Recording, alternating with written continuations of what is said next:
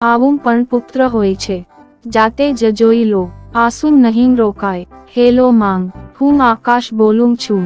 કેમ છો માંગ? હું ઠીક છું બેટા, એ જણાવ તું અને બહુ બને કેમ છો? અમે બંને ઠીક છે માંગ, તમારી બહુ યાદ આવે છે. સારું સાંભળો માંગ, હું આવતા મહિને ઇન્ડિયા આવી રહ્યો છું તમને લેવા માટે. શું હવે આપણે બધા સાથે જ રહીશું? નેહા કહેતી હતી કે માજીને અમેરિકા લઈ આવો, ત્યાં એકલા ઘણા પરેશાન થઈ રહ્યા હશે. હેલો સાંભળી રહી છું ને માંગ? હા હા બેટા. વૃદ્ધ આંખમાંથી ખુશીના આંસુ વહેવા માંડ્યા. પુત્ર અને વહુનો પ્રેમ નસ નસ માંગ દોડવા લાગ્યો. જીવનના 70 વર્ષ પસાર કરી ચૂકેલી સાવિત્રીએ ઝડપથી પોતાના પલ્લું વડે પોતાના આંસુ લૂછ્યા અને પોતાના પુત્ર સાથે વાત કરવા લાગી. પૂરા 2 વર્ષ પછી દીકરો ઘરે આવતો હતો. વૃદ્ધ સાવિત્રીએ આજુબાજુ માંગ દોડીને આ સમાચાર બધાને સંભળાવ્યા.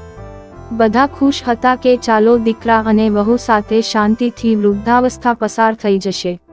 આકાશ એકલો આવ્યો હતો. તેણે કહ્યું કે માંગ, આપને જલ્દી પાછા જવાનું છે, એટલે જે પણ રૂપિયા પૈસા કોઈની પાસેથી લેવાના હોય તે લઈને રાખી લો, અને ત્યાં સુધી હું પ્રોપર્ટી ડીલર સાથે મકાન વિશે વાત કરું છું. મકાન? માતાએ પૂછ્યું. હા માં, હવે આ મકાન વેચવું પડશે, નહીંતર કોણ આની દેખભાળ કરશે? આપણે બધા હવે અમેરિકા માંગ જ રહીશું.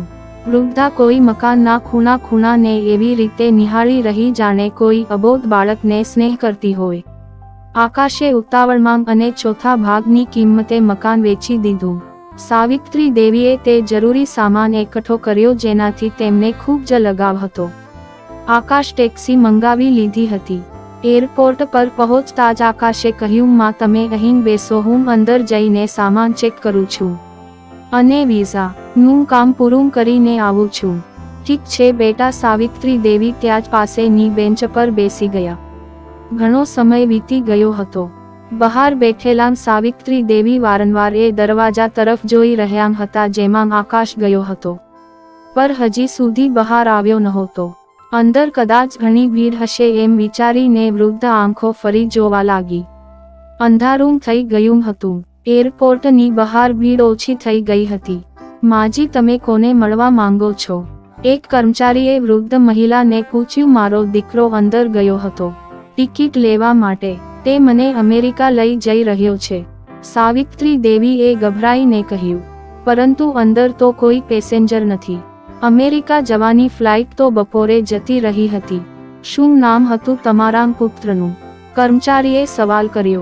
આકાશ. સાવિત્રીના ચહેરા પર ચિંતાની રેખાઓ દેખાઈ આવી. કર્મચારી બહાર ગયો અને થોડા સમય પછી બહાર આવી ગયો અને કહ્યું, માજી, તમારો પુત્ર આકાશ તો અમેરિકા જવા વળી ફ્લાઇટમાં ક્યારનોય જતો રહ્યો. શું? વૃદ્ધ માતાની આંખો માંથી આંસુનું પૂર વહી ગયું. વૃદ્ધ માતાનો રોમ રોમ કંપી ઉઠ્યો. જેમ તેમ રીતે ઘરે પાછા પહોંચ્યા, જે હવે વેચાઈ ગયું હતું. રાત્રે તે ઘરની બહાર ચબૂતરા પર સૂઈ ગયા. સવાર પડી ત્યારે ત્યાંનું મકાન માલિકે રહેવા માટે એક રૂમ આપી દીધો. પતિના પેન્શનથી ઘરનું ભાડું અને ખાવાનું કામ ચાલવા લાગ્યો. સમય પસાર થવા લાગ્યો. એક દિવસ મકાન માલિકે વૃદ્ધ સ્ત્રીને પૂછ્યું, માજી, હવે તમે કેમ તમારા કોઈ સંબંધીના ઘરે નથી જતા રહેતા? હવે તમારી ઉંમર પણ ઘણી થઈ ગઈ છે. એકલા ક્યાં સુધી રહી શકશો? જતી તો રહું, પણ ક્યારેક મારો દીકરો આવશે તો વહિયાંગ પછી તેનો ખ્યાલ કોણ રાખશે? આંખમાંથી આંસુ આવવા લાગ્યા. મિત્રો, મા બાપનું દિલ ક્યારે ના દુખાવતા. માં તો માં જ હોય છે. જો તમને આ વિડીયો ગમ્યો હોય તો લાઈક, કોમેન્ટ કરો. મિત્રો સાથે શેર કરો અને ચેનલને સબસ્ક્રાઇબ કરો.